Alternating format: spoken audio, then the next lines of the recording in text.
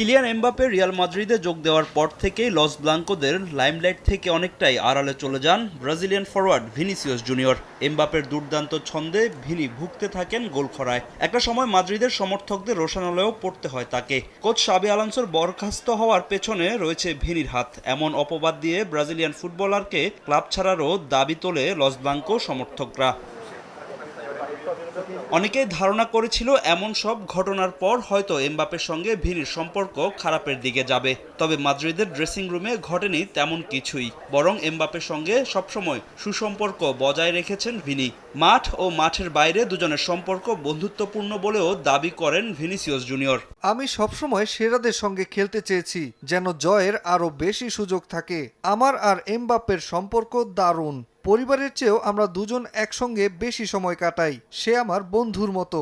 Juice রাখতে আমার পছন্দ স্টাইলিশ ও ফুড গ্রেড আরএফএল চক। জুস রাখার জোশ চক। 2018 সালে রিয়াল মাদ্রিদের জার্সি গায়ে জড়ান ভিনিসিয়াস জুনিয়র। এর ঠিক 6 বছর পর মাদ্রিদে যোগ দেন কিলিয়ান এমবাপে। তবে ফরাসি তারকা রিয়াল মাদ্রিদে যোগ দেওয়া নিয়ে বেশ জটিলতা ছিল।